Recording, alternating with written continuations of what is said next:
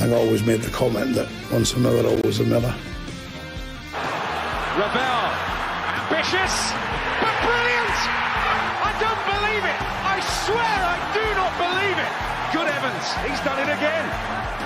Another promotion for the big man. I've got 12 bottles of champagne in my office and we're going to drink them all night.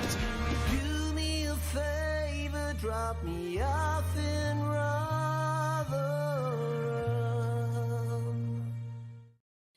Hello everybody, welcome back to New York Talk. This is the Rotherham United podcast. Thank you all for being with us tonight. We have a return to league action at New York Stadium with Wrexham coming to town for the first time in a while. We're going to preview that. So we've got the FA Cup draw to talk about, which was exciting. And whatever else we can find that's tenuously Rotherham United related. To start with, we have Mick. How is Mick doing tonight? Oh, good, mate. Thank you. Are you?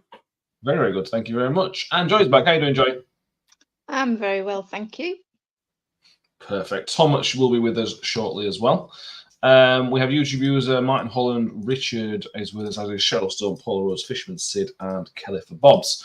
Thank you all for being with us. Right, I thought we'd kick off tonight. Bear in mind, we did a lot of England talk in the summer.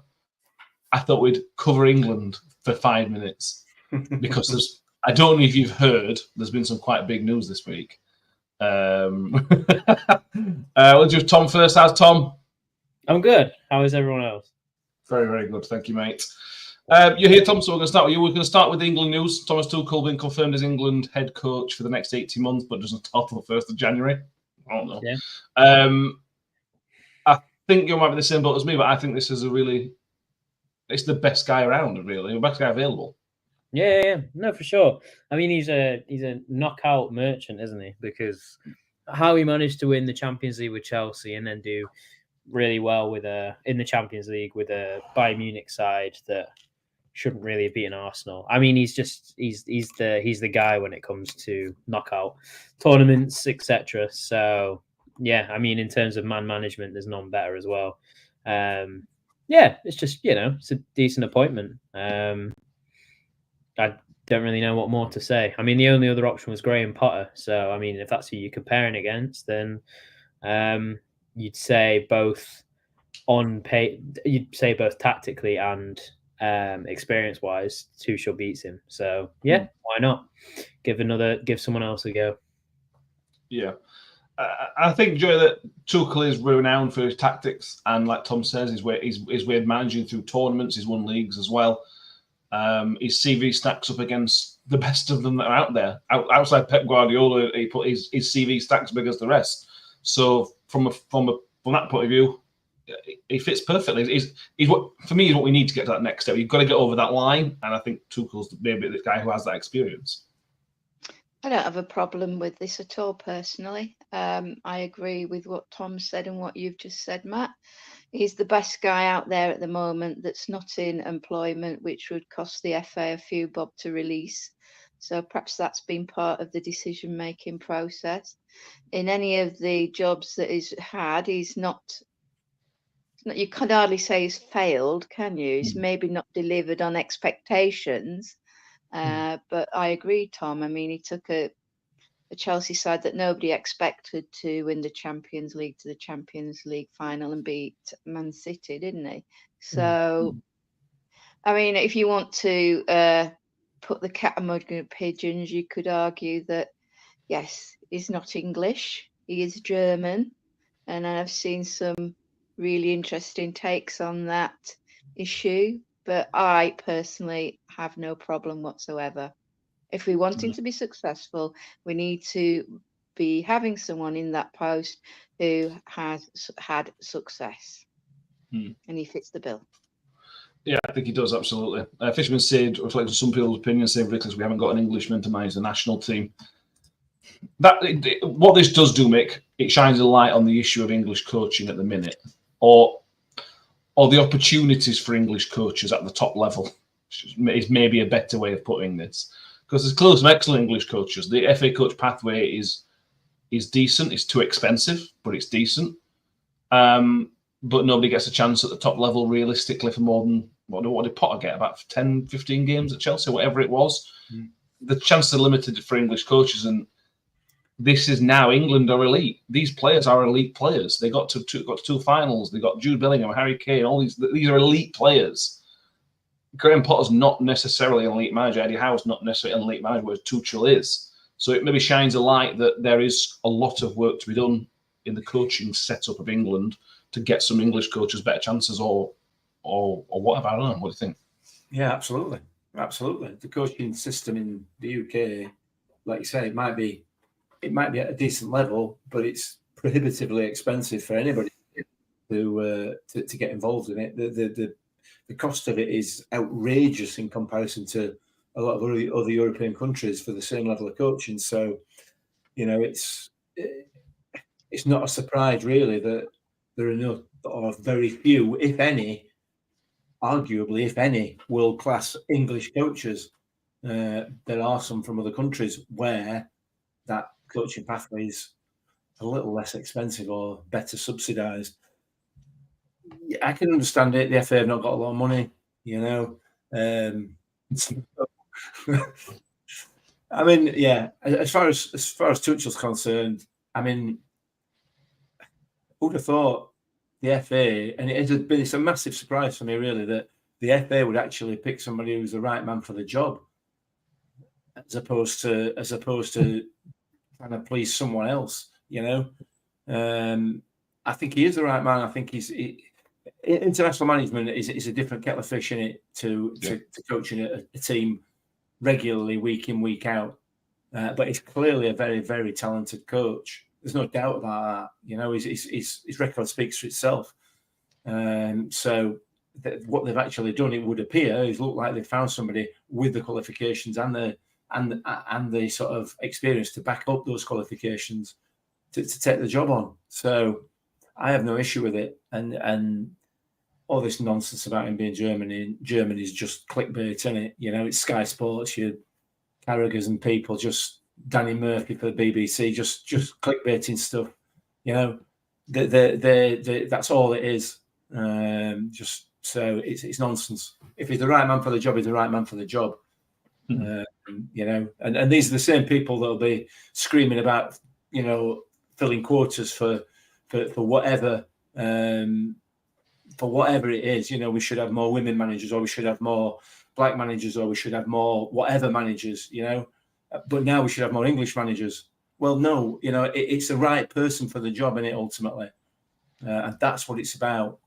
And I think he is. So well done to the FA. This is getting bad, because I've already, over the previous couple of podcasts, praised Steve Evans for a couple of things that he's done.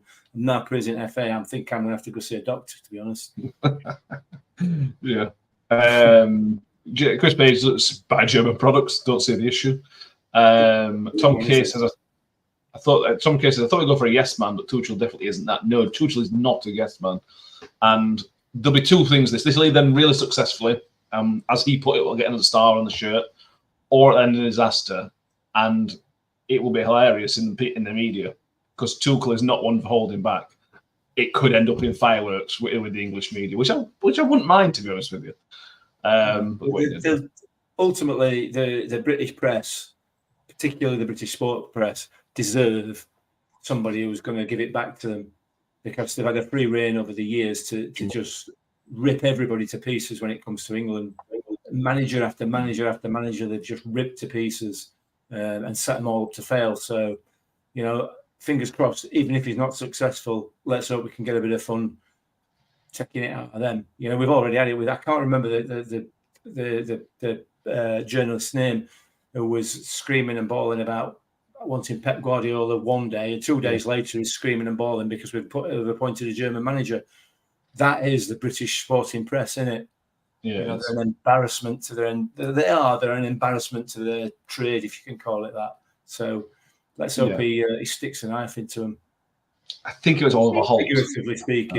Figuratively speaking, not literally, obviously. I think it's interesting that they've only given him an 18-month contract. Yeah. Yes, so that's I agree. obviously just taken him to the World Cup in the USA, and I suspect, dependent on how we fare there, would see where he goes in the future. It's pressure on. It's pressure on to succeed, isn't there? But it's not what Southgate's done.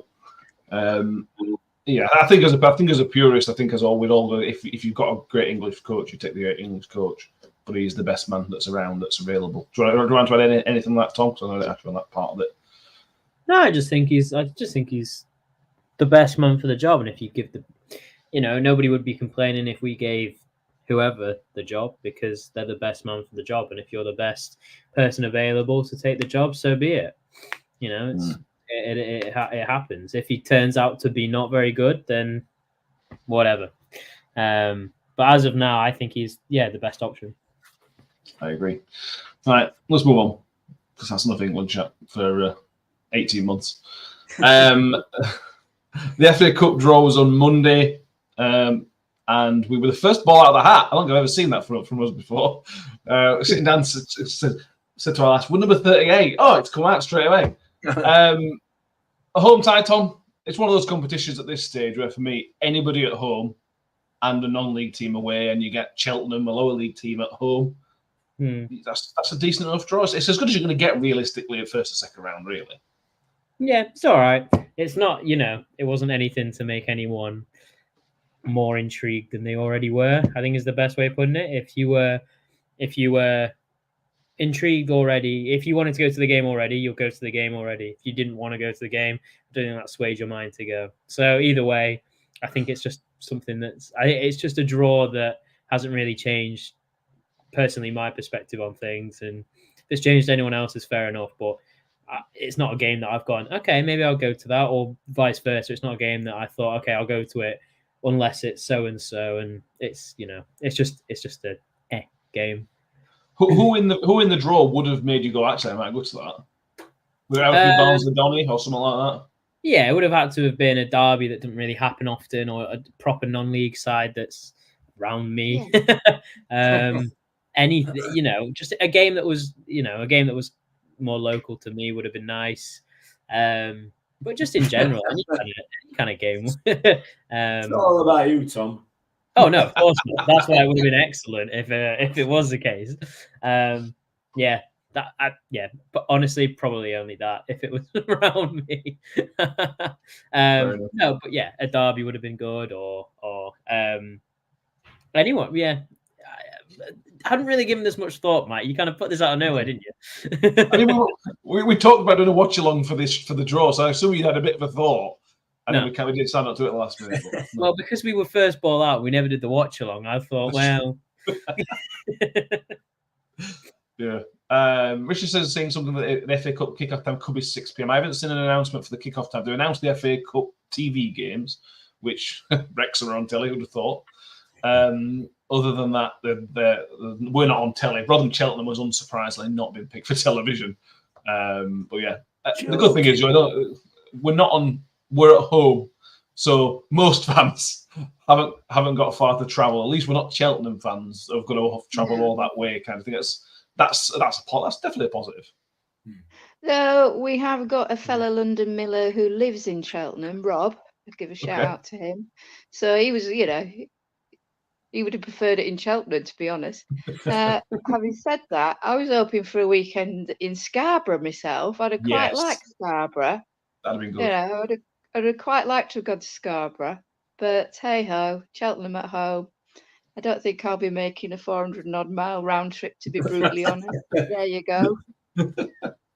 A home game. That's all you can say, really, isn't it? Yes, it gives you a lower league team, so we've got a really good opportunity, hopefully, of making it through. I know you won't go, Mick. I think you're away for that weekend watching Paul Weller. I think. Yes. So there's no Mick for that one either. No. But what would be nice, and this is just as a general thought of an FA Cup in general, especially first, second rounds, clubs like us need to be making effort to get fans through the gate for these games, because if the tickets are going to be normal price or discount, 15 quid, you might get a couple of thousand. They won't bring much more than 100, and it's going to be like a Papa John's game. For me, I really like the club to either season ticket holders get free entry because you already paid for these, or discount on season tickets, or really cheap £5 tickets, or whatever the case may be. Just somewhere to get fans in. Otherwise, there's going to be nobody there, and it's going to be nothing game. I'd like the club to really make an effort with this one and try and get people through the gate. Yeah, Yeah, but I don't know. I don't know whether they will.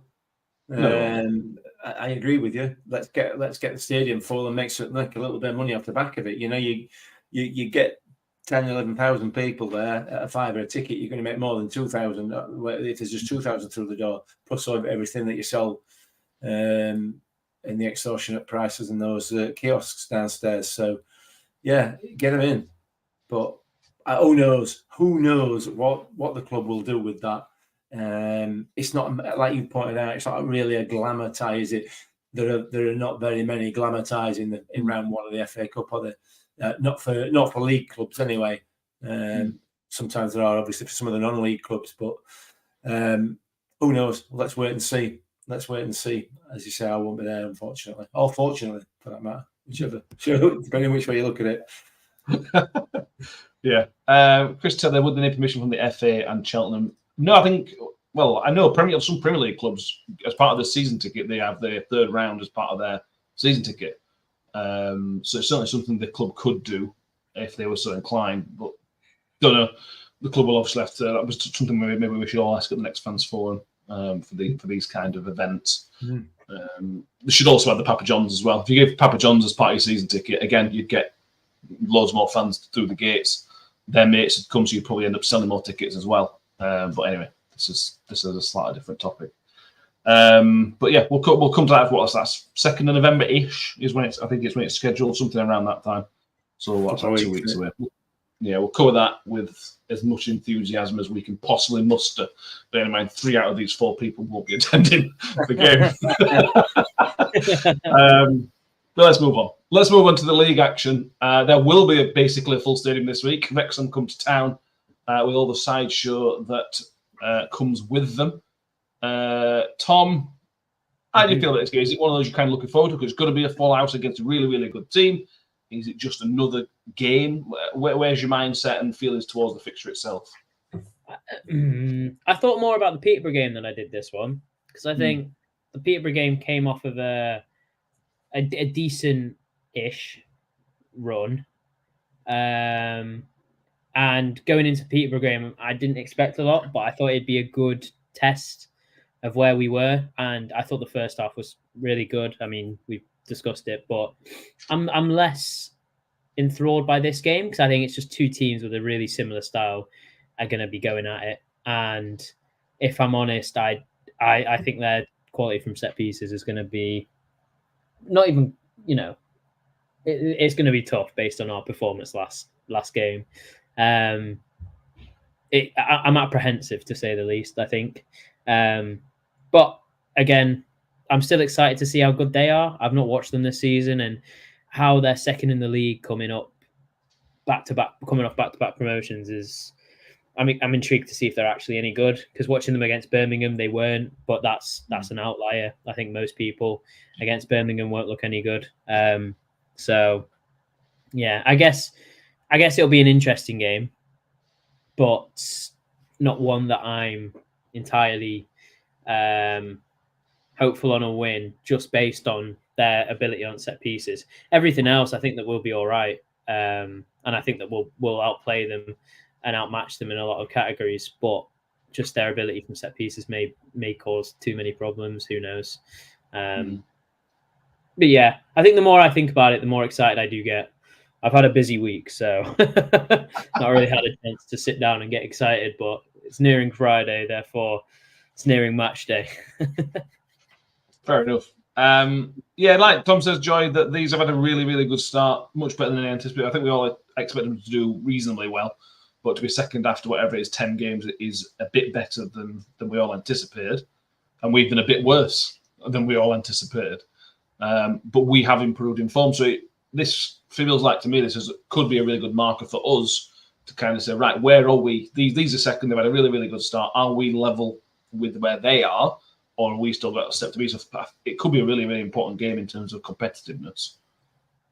Exactly. That's exactly what I think, Matt. I think it's going to be a measurement, a yardstick as to where we are in the season. Are we better than we thought we are, or are we about where we thought we are, or are we worse than we thought we are? Are they better than what we think? I really don't know after 10 games. I think there's only one team that's shown their mettle, and that was Birmingham so far. And, you know, they've got the tag of favourites, rightly so, given the investment they've had. But again, I agree with Tom. I think I commented last week to you on Messenger that we've got to get rid of these vampiric problems that we have, because we're so afraid of crosses, aren't we? You know, we need to get rid of that. I mean, last week was just horrendous, wasn't it? You know, we need to get the garlic out or something, don't we? Or whatever. Silver bullets, whatever. They've got to be an improvement anyway from the match at Peterborough. And it was so disappointing that second half after having probably the best 45 minutes of the game. But as I've remarked upon previously, we just can't cobble together 90 plus minutes. We've not done it all season yet, have we? No. And who knows? But I'm just seeing this as a yardstick to see how we are with our performances. Either we are poor and they are good, or perhaps we're nearer to them than we think. Who knows? This could be, you know, this should be an indicator of where we are in the league, whether our position is reflective of our skill set, basically, going forward, or whether we're in a false position. Yeah. Scott Kent says it's just another game. Steve says we'll have played most of the fancy teams minus Bolton and Stockport. And if these are not great, it means the League of Death is not actually that fantastic. Which is an interesting point, because other than Birmingham, I've not been impressed with anybody particularly so far. And probably 11 games in. Now, if you ask Darren McAnthony, then he thinks that, you know, Peterborough deserved all 3 points. But, you know, we'll probably not. Strange interview. He's a strange bloke. Bless him. Yeah. Mick, Wrexham bring. I kind of feel sorry for some of their fans, you know, and I know they're enjoying it. And this is not me going, "Oh, poor Wrexham fans," but a lot of fans will look at them and go, "They're a bit of a joke, really." And I think that's really unfair, because this is a club that we've played. I mean, we haven't played in since 2007, but this is a club we played a lot. I think I checked the records. We've played about 75 times since the both clubs kind of existed. So there's a lot of meetings between these two clubs. But there is this thing that comes with them. How do you feel about that? Do you care? Do you see it? Does it annoy you? Are you happy with it? Where do you sit in the circus is maybe not the right word, but the sideshow that can come with Wrexham? I feel quite sorry for proper real Wrexham supporters, to be honest, in terms of the flack that they're getting. But that's the way. That's where we are in the current climate. And you know, anybody that sticks their head above the parapet gets it shot off on social media. So, but all of this nonsense is just jealousy. That's all it is. It's pure and simple jealousy. That's you anyway. Who wouldn't want massive investment in your club? Who wouldn't? You know, and if it happened to our club or any other club, the supporters of those clubs would be absolutely all over it. They'd be as happy as anything. You know, Wrexham are a football league club. They should be a football league club. They should not be a non-league club. And they've suffered. The supporters of that football club have suffered for a long, long time. And they're getting, I'm not going to say they're getting what they deserved, because nobody deserves it. You know, your club's got to be run properly, and you've got to maintain your position in the league. But as a set of supporters, then I'm pleased for them. I'm pleased for them, and I think anybody that calls it out, realistically, it's got to be rooted in jealousy, because, you know, we all want it. We all want some investment in our football clubs, and they've been lucky enough to get it. I don't like the media circus that goes with it, but I mean, I refer you back to my previous comments on the media itself, the legacy media, as it's being called nowadays, because that's, you know, they're miles behind, aren't they? And that's just a world of clicks and subscriptions. So that's all they're interested in, you know. And there's no surprise it's going to be on Sky. They're going to be on Sky a lot, because it means they can sell it abroad. They can sell it into America, where, you know, there's more money. So But for me, I don't have no issue with Wrexham. No issue with them whatsoever. I'm pleased for the club. I'm pleased for the real supporters, not the ones that are now hanging on because they all want to wear a Deadpool costume or whatever it is. You know what I mean? But the actual real supporters that have been there through thick and thin, then I'm really pleased for them. I don't know whether that's a controversial view or not. I don't know, but that's where I stand on it. I'm exactly the same as you with that. I think there's, like I said, we played them a lot. They went through. look at the similar to Stockport, aren't they? In that kind of where they almost went to the brink. They literally almost went to the brink. Wrexham. Yeah. They came back as a fan-owned club. Obviously, sold it for kind of really, really good investment. I don't like the Americanization of it, but that's not Wrexham. That's coming in football in general. That's not a dig at that. Look at what's happening at Birmingham as well and the stuff like that. That I don't like. But you've got to kind of accept it's where it is. Tom, Joy, anything on that? We shouldn't be praising them. We should be really trying to grill them. That way, we might get a spot on the documentary. This is what people think of us, and then if they, but no, I completely agree. I think I've never seen an issue with Wrexham. I mean, I think a lot of people are quick to judge, but if you genuinely watch that documentary, which I did for like the first couple episodes, a lot of it isn't the whole. It's just genuinely them. It's just genuinely the community. A lot of it isn't to do with the two owners. It's to do with the whole how the community's been run and how awful it's been for years and years and years. And I mean, it's not it's not a story of glory and all this, because they have essentially bought their way up, and that's fine. A lot of clubs do that. Look, City are the best team in the world at the minute. They didn't used to be. Without investment, no team would be quite where they are, and the teams that are, you really respect. So that is, nobody would ever. I wouldn't personally ever grill them for it. It's just a case of can sometimes be a bit cringe, but other than that, fair enough. Let them have at it. It's just one more team to beat, and it's just another team. I don't think there's anything more to it. I just find it unbelievable that Evans has got himself sent to the stands in the one game where he might meet two massive US celebrities. I find it hard to believe that coincidence is a thing. Yeah, unbelievable, isn't it? Maybe that's why he's had his hair done. You're right. Oh God, yeah, fair point. Yeah, maybe I'll have the rest of it done for this Saturday, not just the top. You can't wait to be on that documentary. You can't wait to be on it. That's the whole reason he took the job.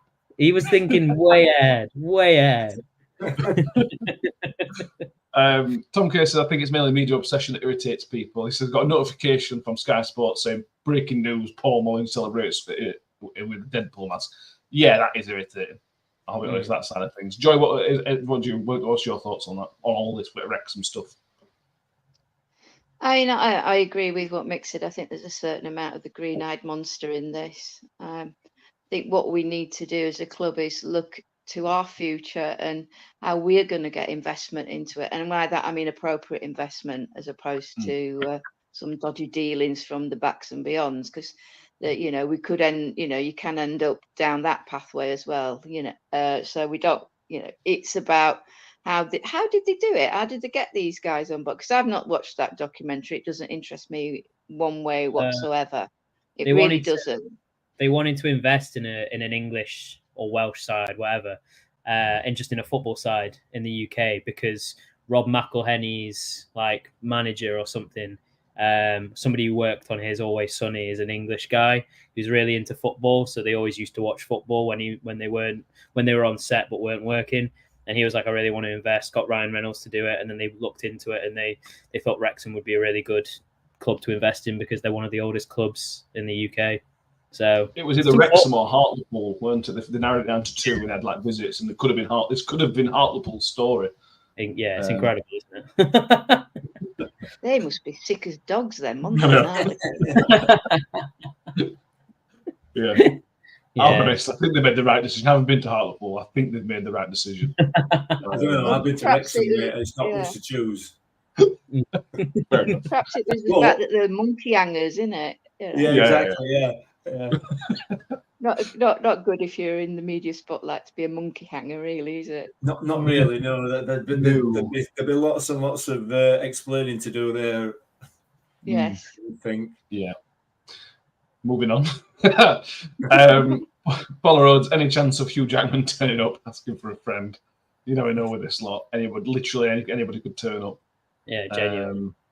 Close to an airport leads Bradford, isn't there? So they could always turn up at any time. So keep your eyes out. I'm sure Sky Sports will have a camera fixed on it just in case, because that's what they do.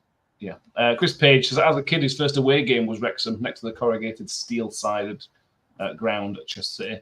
Yeah, I remember going to Wrexham as a kid when we beat him in the FA Cup. I remember Guy Branston getting sent off and we still won. It's just one of those teams that if you grew up of my age or a bit older, you remember playing Wrexham quite a lot, much like Stockport and other teams like that.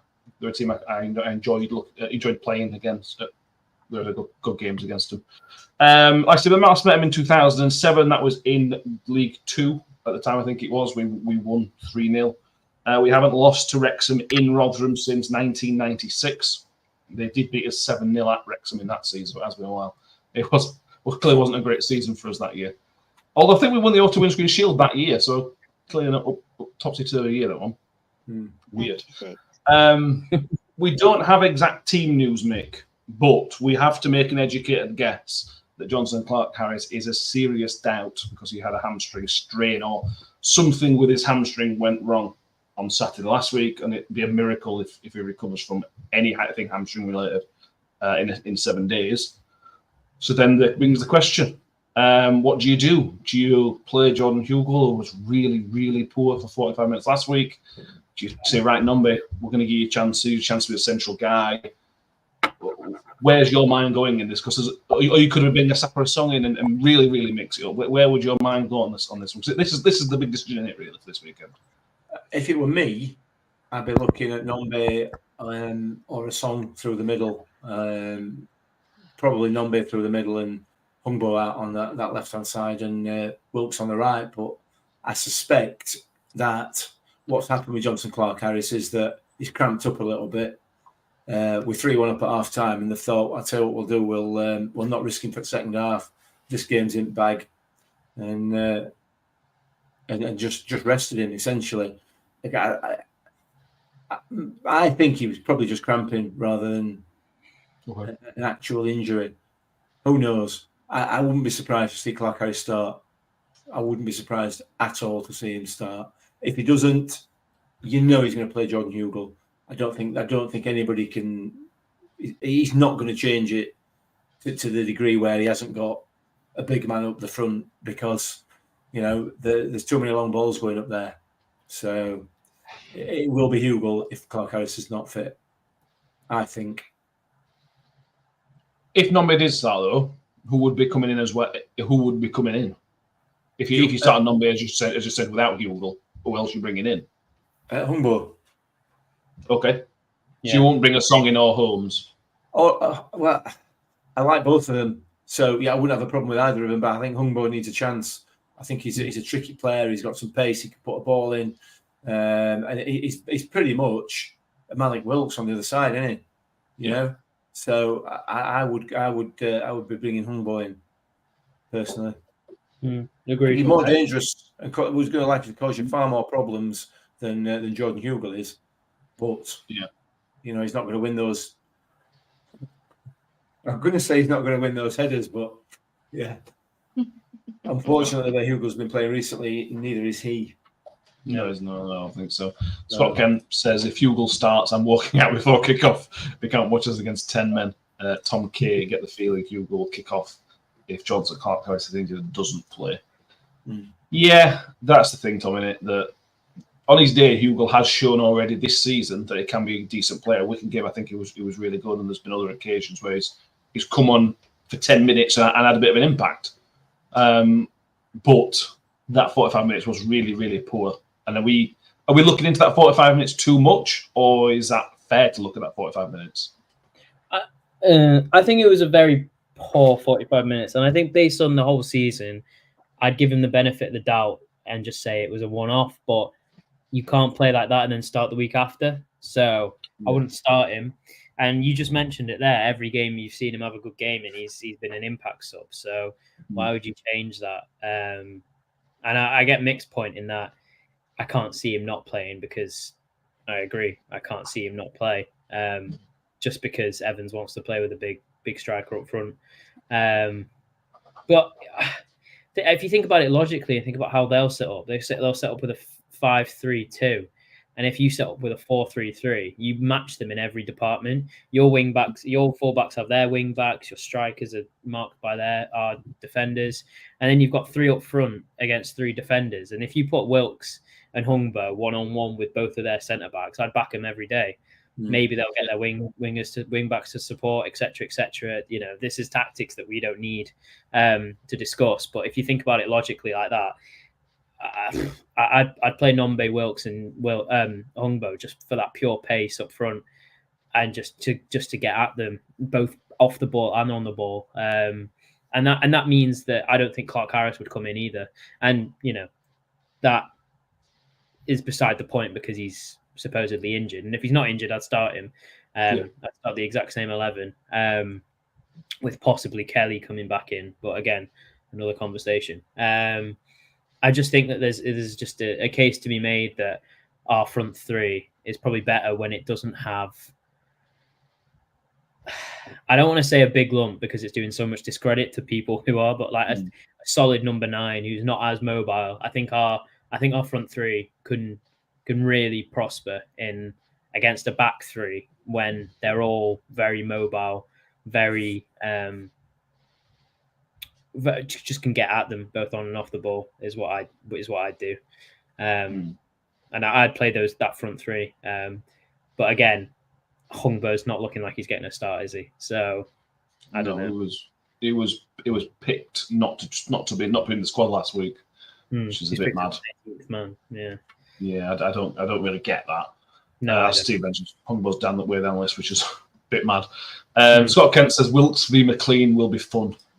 Yeah. Yes, it will. I mean, Chio played him. I know he drew with Wigan 1-1, but Jamie McLean didn't know what day it were at times when Chio were ragging him on left, right, and centre. It was glorious to watch. But as Tom K, we probably wouldn't play Holmes against McLean because he'll just try and rough him up, which I think is a really, really good point. You don't want a kid of that age against somebody who's so savvy like McLean. I think that'd be a mismatch to start with in the game. Later in the game, the things might change. But I think that's a really, really good point there from Tom.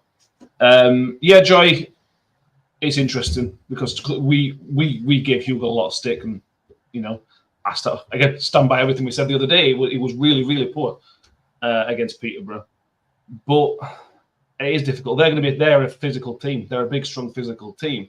So if you don't have that physicality, are you then losing out a little bit? Well, I love Nombe, and Nombe's a great striker. I think he is, but he doesn't have that physicality that Hugo can have. And this feels like one of the games that Hugo will just turn up for because it's a game against a decent sized team that Hugo seems to like. Well, this is it, isn't it? Evans will undoubtedly go with Hugill, I think, if Johnson Clark Harris isn't able to be party for the squad. I would like to think that we could do Wilkes, Nombe, Hungbo, or Asapa, but I don't think he will. I don't think he's. I use the term brave enough, but I don't think his ability as a coach would see it beyond that, if that makes sense. I'd like us to see us play it on the floor a little bit more, because when we have played it on the floor, I think we look a lot better. We look a lot brighter, and we make a lot more opportunities. I would add, but I think he will go for the matchup. I mean, it's an easy decision to make, isn't it, when you're dealing with a side with the physicality that they have, you know, plus Rathbone's coming back as well. And will he play? I know he's been on the bench quite frequently for them and come off on as a sub, so there's that aspect to it as well. I mean, they've got some decent strikers there, and they've got Gregory, they've got Mullen, the people that have been around the block more than once, and they know where the onion bag is. I mean, in our defence, I mean, after last week, like I said, just vampires, afraid of crosses. So hopefully they've been practicing on that this week. Because, I mean, is Raggett likely to come back in? Who knows? Instead of whom? I don't. Probably, if he is fit, because he's a little bit. I would suggest he probably has a little bit more nous about him than McCart, and more experience than McCart against the Gregories, the Mullins of this world. So that wouldn't surprise me if he is fit enough that he would come back in again. But I would like to see us with the speed merchants playing it on the deck, but I don't see it. I think it'll be Hugo, and Hugo. Mark my words, it will either be a failure or he will be man of the match. Yeah, you're right. I think you're absolutely right. Yeah.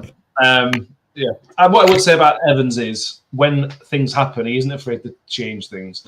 And as we mentioned, his teams previously have adapted and developed as the season goes by. Kind of starts with a system that either works or doesn't. And then things have to change. He has to play this guy because this is happening, or he has to do this, and then it clicks. It can work. So I wouldn't be surprised to see Hugo not play. I don't know what else he'll do, because again, I don't think he particularly likes Humbo. But I wouldn't be surprised to not see Hugo play. I would prefer not to see Hugo play. I think he's a better target man. But how brave is Evans? How brave does he want to be? How does he want to take that extra little bit of risk and lose a bit of solidity and lose a bit of work rate, I suppose, as the case would be. I don't know. Time will tell. But it's not going to want to put a team out without a big man up front. Yeah. There's no way. I just can't see that happening. I just cannot see that happening. There's a reason why the players like Humbo or Song are down the list, and that's because they're tricky, they're skillful players, they're inventive players. That's not the way Steve Evans' team plays. I'm gobsmacked that he even brought them in, quite frankly. I am. You know, he doesn't. We know that. You know, from past experience. You know, if you get a player who's like Chio, for example, you know, it's just not an Evans kind of player. He doesn't like them and he doesn't play them. But he does Wilkes though. Yeah, Wilkes has got that. He's got a little bit of trickery, but he's not like Humbo. He's all about the power. He's all about the pace and strength. You know, he's got the tricks, but he will get in front of players and he will muscle his way past. You know, the other two I mentioned there who are down the list are not that kind of player. They don't need to be, you know, because they've got all the tricks that can. But he don't like him. He never has. That's just him. No. You know, and it doesn't fit the tactics that they play with a long ball either. Wilkes has got a bit of nastiness to him as well, which I think quite like. Yeah. Good nastiness, but nastiness. It's nasty as we like as well. It's that edge that he's got. I think we all like he's that. Yeah. Harry says 4-3-3. Kelly comes straight into midfield. Kelly should be fit, Mick, as well as Raggett. Who's dropping out for that though? Are you dropping Powell? Are you dropping Hacks? Dropping Teehee? It'd have to be Teehee, wouldn't it? I think it'd have to be Chris Teehee because he's the sitter amongst those that three. He was good last week though. That's the thing is with him. He's been good last couple of weeks. Yeah, he's another player. I think that once he gets to running the team, he'll start to make an impact. But unfortunately, I think Kelly starts ahead of him. But on you know, Kelly's going to be injured again in a couple of weeks, so. It's also a 3-game week as well. It's a 3-game week. We've got a midweek game as well. So some of these players will need managing throughout the week. Liam Kelly being one. If he's fit, he'll need managing. Throughout that as well. Could you see any situation, Tom, where he drops Hacks or Joe Powell, or is Joe Powell? Joe Powell feels like a new Ben Pringle, as in Steve Evans really, really likes him. Yeah, I mean, Joe Powell's got the most assists in the squad. I mean, speaks for itself. He's the creative outlet, and I only say that with gritted teeth because we all know how bad his set pieces are. But in open play, he creates chances and he drives with the ball, and none of the other two do that. So I think if you're looking at who you're replacing Kelly with, it's probably Teehee because they're like for like, and then it's Hacks because Powell's the only one of those three that offers a bit of creativity in there. Hacks offers you goals. Teehee offers you that holding play style, and Powell offers you the creativity. So, I honestly, I'd love to see him come back in, but I don't think he would. Kelly, this is. Okay. I just wouldn't risk him this quickly. Just because, like Mick said, he's going to be injured in a couple of weeks. Obviously, it's a big game, but if you're disrupting that midfield for a player who might not play the whole 90 or might not even make it to half time because he's only just come back from injury, match fitness isn't there. I played midweek against Orient, where it doesn't matter as much because it's not one of those games that you feel like you have to win to be up there. With all due respect to Orient, it's more of a game that you feel like you're going to win. And it's a game for him to run out. We're going to have more of the ball. It's more of a game for him. Whereas this game against Wrexham is going to be all energy, all areas of the pitch.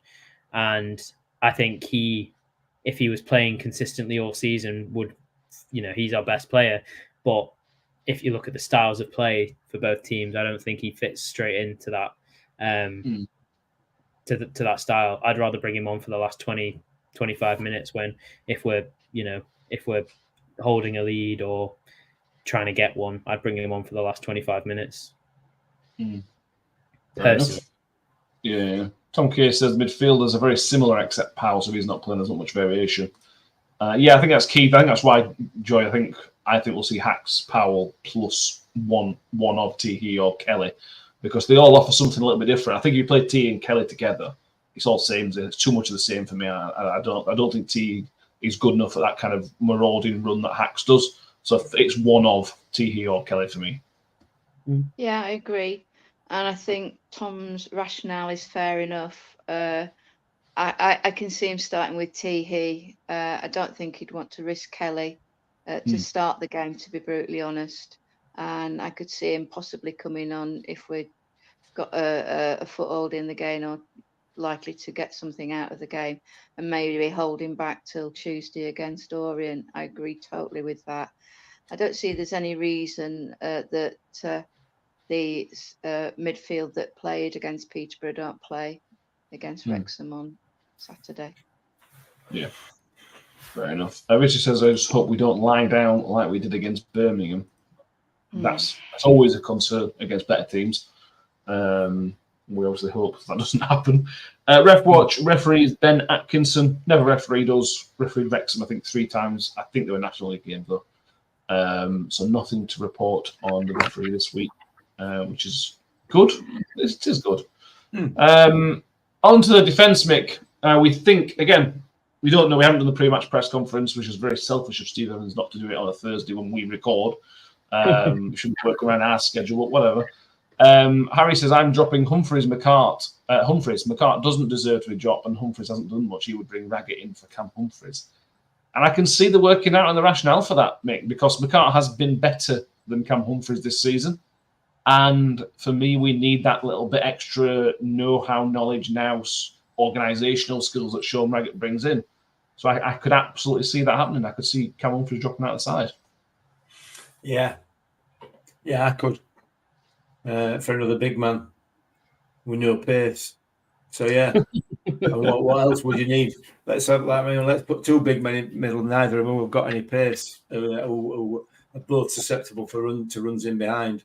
Yeah, I know what Harry's saying there, and I'm not having a pop at him.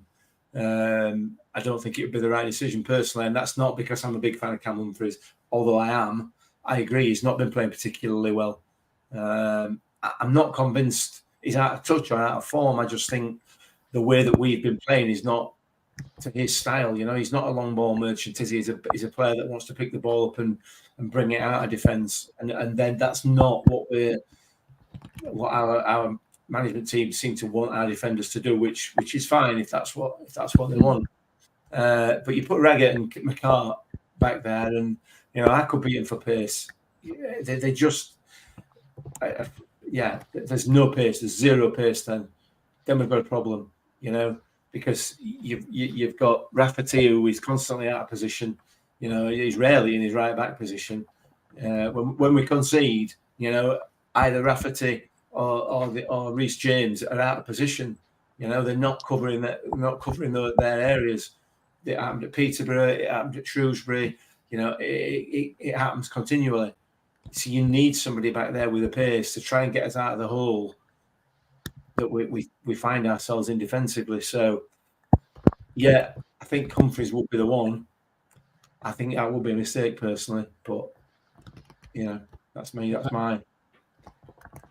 What was I don't think these are blessed with pace particularly, so it shouldn't be. Pace shouldn't be. It's like against Peterborough, they've got some rapid players. Although that didn't really hurt us. I don't think this is necessarily. I think they've got a lot of energy though, which kind of leads into pace, which sounds weird, but I think they're a side that have got a lot of energy and going to run you into the ground, and you can really capitalise on that with balls over the top with pace from our side. Maybe this might be a game for Bramall. Who knows? I think he's actually been very capable as a left winger. I don't think as a left back he's not got that quite for me, but as a left winger I think he's very capable. His final product needs work, but that pace is just such an asset, especially in these divisions when fullbacks are the likes of Reece James and Joe Rafferty and aren't very quick. Technically very good, defensively very good, but not blistering pace. And I think we can really use an asset like Bramall. I think I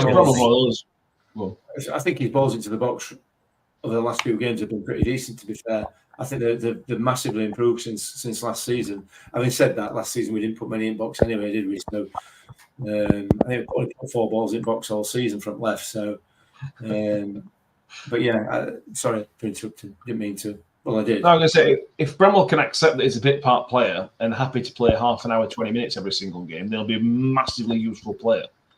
I can't think of many games this season where I go, I'm going to start cutting Bramall today. But as a bit part player for his pace and his versatility as left back, left wing, whatever, I think he's really, really useful squad player to have around the squad. We'll see what happens with that one. On the centre back question, Thomas, Joy, sorry, I guess the question would be is, do you keep McCart if you are going to rag it in? And I think that's likely to happen. Do you say, right, McCart's been the better of the players this season, so McCart will stay, or do you say, right, well, Raggett and Humphreys are our best central defenders, so I'm sorry, Mr. McCart, but these two are better, so I'm going to kind of trust these two to be the two. I think based on when Raggett was fit previously, it was Raggett and Humphreys, wasn't it? Yeah. So based on that precedent, I suspect it will be the same again. And as has been pointed out, it's not necessarily that McCart's done anything wrong, but as Mick pointed out, you can't have 2 buses in the back, can you? You've got to have a little bit of pace back there. And that's where Humphreys comes in. And I agree, I don't think he's pulled any trees up so far this season, though he has got his first goal. So I would expect to see Raggett, if fit, partnered with the Humphreys. Yeah, I'd be okay with that, to be fair. Martin Holland says, as well as Ollie Rathbone, they've got Seb Brevin and Anthony Ford. Ollie Rathbone's first return to the club. We fully expect him to get a decent reception, don't we? Yeah. Yeah. Have you seen what he said about celebrating? No. Oh, he said I'm going to really try not to, but you know what I'm like, so there may be a little one or something like that. Which I was like, fair enough. At least he's being honest. He's got to score first, though, Ollie. I shouldn't have said that. He's got to start first. He's got to start first. He's barely played from this season. Barely played. He's been injured in his defence, but yeah. Yes. I found it funny.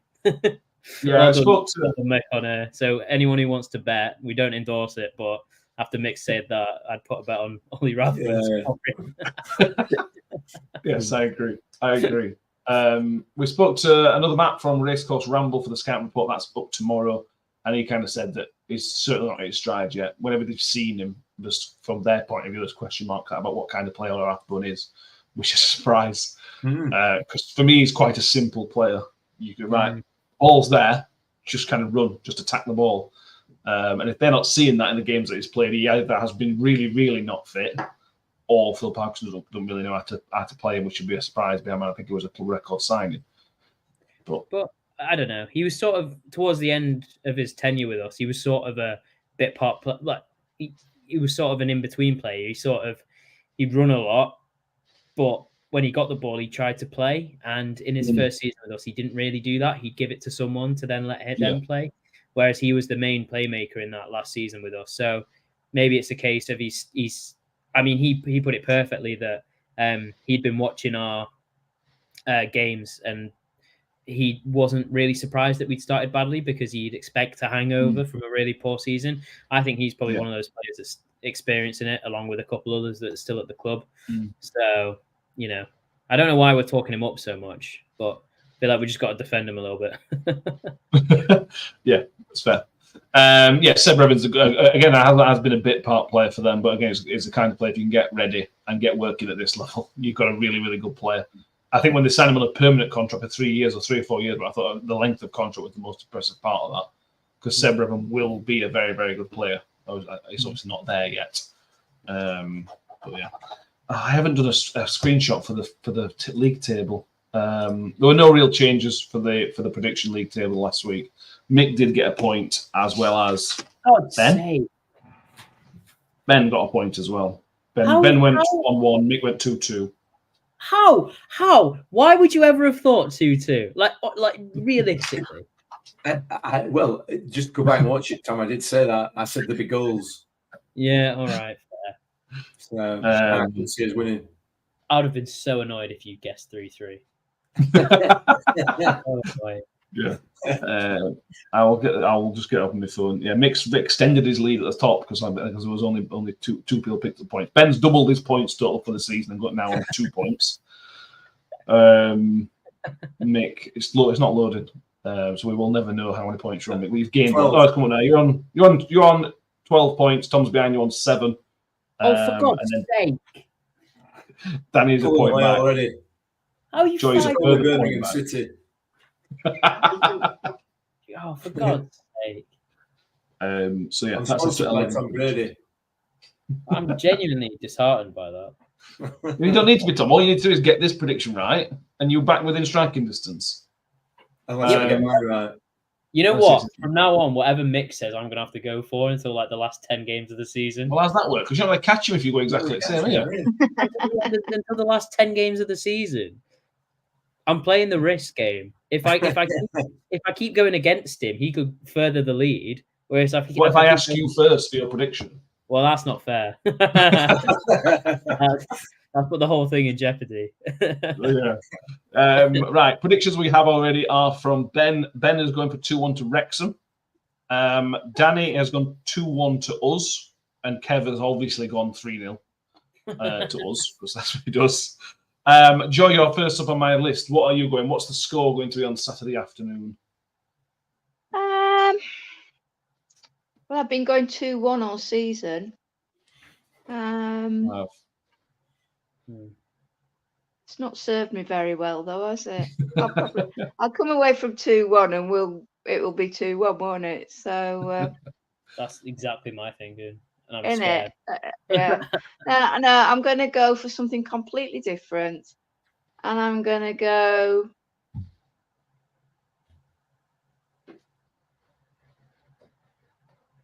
2-3. 2-3 goals. Okay. 3 to Wrexham. They are full of goals, to be fair, aren't they? Yeah. Yeah. Mick, you are next on my list. I'll work out an order next time. From next week, we'll go league table order from bottom to top, or top to bottom. Don't know. I'll work it out in my head. Mick, you're next on my list. I think there'll be goals as well. I don't think we'll keep a clean sheet. I'm going to go 3-2. I think we'll win. I'm going to go 3-2. 0-0 incoming. Yep, absolutely. Absolutely. Tom, are you going 3-2? I think there'll be goals, and I don't think we'll keep a clean sheet. So I'm going to go No, I'm gonna do exactly what Joy said, but I'm gonna stick to it, and I'm gonna say 2-1 Millers. 2-1 to those. Fair enough. Nobody's gone for the draw this week, which is Well, that's interesting. boring. It might be boring, but I got Mick and Ben points last week. So should have got in the comments, Chris Taylor's going 2-0 easy. John Case says 2-1 to the Millers. Chris Wright 2-1 to England. John Mann says 3-2. Martin Holland says 3-1, as does Steve. Paula Rhodes is going 0-0. Harry thinks Ryan Reynolds FC will be 2-1. Richard says 3-1. And Steve Grundy says 2-1 to us. Mixture of comments, as you'd expect with these. Can I go 3-1? No. Oh, Yeah, you can. Okay. 3-1? Yeah, why not? I saw more 3-1s and I was like, that looks more tempting to me. If it's 2-1, though, can I change it back? No, I hope it is 2-1 now. Just trying to hang it. I know. I'll actually, I won't be happy if it's 2-1. Yeah, you'll learn your lesson. Yeah, there we go. Actually, the scouting report will be up to, and the instruction about Saturday as well. We'll finish on a couple of bits. Did anybody see the Victor video from the other night? By the way, Yeah, it's just the greatest. Wait.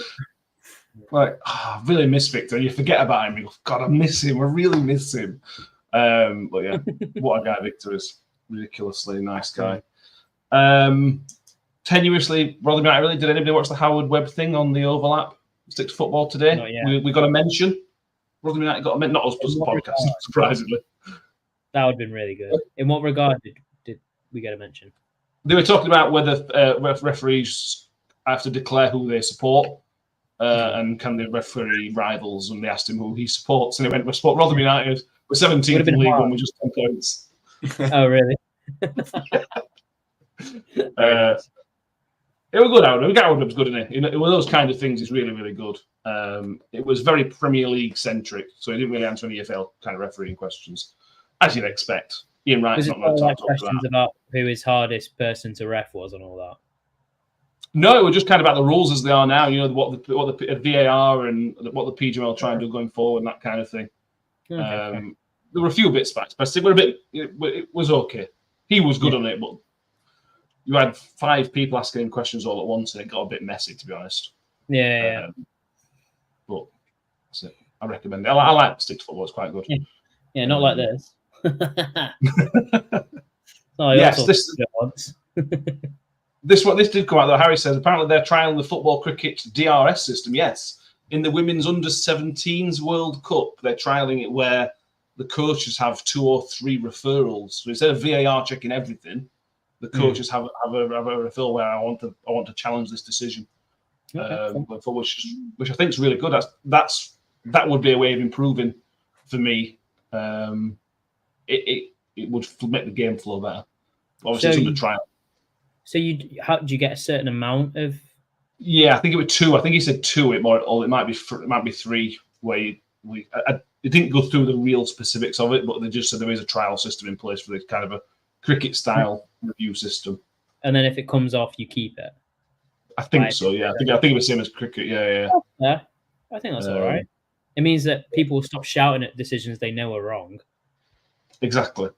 Yeah, and then obviously if you use all your reviews, you've got nobody to blame other than your coach for using rubbish reviews. Yeah, which again is what I like in cricket. Make you kind of look thoughtfully at that. Have you got anything to add on that? Yeah, I think they're finding a way of messing it up, aren't they? Oh yeah. Well, obviously. Yeah, you've still got the subjective view from the VAR, and we know that even because you're having different people operating VAR, you've got different views on what is and isn't a foul, or what isn't handball and everything else. You know, as soon as you get to Atwell in there, somebody's gonna throw a wobbly. That's just a fact. That's just how it works. Yeah. You know, 1 week something is given a foul by VAR, the next week the same sort of thing isn't, and likewise with handballs. So, you know, if you use up one of your reviews and it's a dodgy decision, because they're still given by that, you know. I don't know. Just make the rules a lot more simple. It's not it's that easy, and then there's no ambiguity, is there?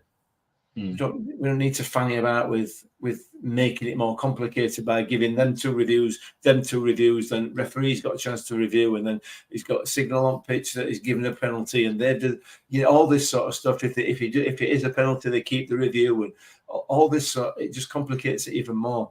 Just make the rules straightforward and simple. Okay, fair enough. But help the referees. Don't give them as much to have to think about. Yeah. You're right. That won't happen though. No, I accept that won't happen. And that's down to IFAB. It's not down to PGMOL, is it? So they seem intent on self-destructing, don't they? Yeah. Well, they're good at it. They're really, really good at it. They've made a living out of it, haven't they? So literally made a living out of it. Yes, Richard, so we won't even need refs. That'd be nice. Don K says, at least managers can't complain if something wasn't given, because if they don't challenge it, it probably means they missed it too. Yeah. It puts more onus on the coaches rather than the refs, which is that a good thing? Should we be doing that? Should it be on the refs? Should it be? I don't know. What it'd do is it'd give some employment for more ex-referees at football clubs, wouldn't it? Because the Clattenburg scenario at Forest, was it at Forest where he went to? Yeah. They'll be getting that, and they'll be sat on bench. I think you should review that. I think you should review the others. So then you get into an whole world of complications, don't you? Just make it easy. Keep it simple. Okay, fair enough. They said they're fast-tracking former pros to become professional referees as well. That started last month or so. So the next 2 or 3 years, you could be seeing former EFL players, Premier League players being referees as well, which would be interesting to see if that works. He's the one that worked really well. He passed it, fast-tracked Stuart Atwell through leagues, and look what happened there. I'm sorry, I know I keep picking him out, but... How long do we reckon before we get AI robot refs? Soon. Probably very, very soon. With that new Tesla thing, really not long. Yeah, exactly. Yeah. Who's the one pro that you want to see as a ref? I don't know. Why is it Roy Keane? Roy Keane. Yeah. Guy Branston. Let's give Guy Branston a whistle, put him in charge. They'd listen then, wouldn't they? They'd absolutely listen then. Yeah. Mike Holland wants to know, when do we find out who won the award? That is 21st of November. Until a month. Yep. They've got to count all these votes, all these millions of votes that we received. Sorry, we probably did receive millions. So we did receive millions. That's just from me, just deleting my cookies and going back in and deleting cookies and going back in. You can't say that publicly, for God's sake. Man. It's closed now. What are they going to do? They're in. Disqualify us. I didn't really do it. Exactly. Yeah. Allegedly. Yeah. 21st of November for that one. So we've got another month or so. It's during the next international break is when the awards show is, when we all get jazzed up at Spurs Stadium. Anything else, guys, that we need to mention? I think we've ticked up a lot of Rotherham stuff, plenty of non-Rotherham stuff. Are we done? Well, I believe so. Wonderful. So thank you all for being with us tonight. I don't have to ask you to vote today, which is very nice. Thank you, everybody that did vote. We really, really, really appreciate everyone that nominated us in the first place and then took the effort to go through the voting process. Thank you very, very, very, very much. We will be back. Well, I said there'll be a scout report out Friday. So mid-morning, as it usually is the case, you'll find out a bit more from Matt from the Racecourse Ramble about Wrexham's season so far, a bit more about the journey from a fan's perspective that they've had over the last 2 or 3 years as well, and a few other players, a bit about Phil Parkinson as well. The instant reaction will be out Saturday evening, which is always fun. I don't know if Ben will be in that one, but we'll try and get Ben in because we like Ben being miserable. And that'll be out Saturday evening. And then Sunday evening, as usual, will be the normal review show for Wrexham, but it will also be a preview show because we've got Leighton Orient coming up on Tuesday in midweek again. Thank you very much. Thank you, Mick. You're very welcome. Thank you very much, Joy. You're welcome. And thank you very much, Tom. My pleasure. Thank you for therapy. Thank you all for being with us. We will see you all next time. As always, up the Millers. Up the Millers. I think I always made the comment that once a Miller, always a Miller. Ravel, ambitious, but brilliant! I don't believe it! I swear Good heavens, he's done it again. Another promotion for the big man. I've got 12 bottles of champagne in my office and we're going to drink them all night. Do me a favor, drop me off.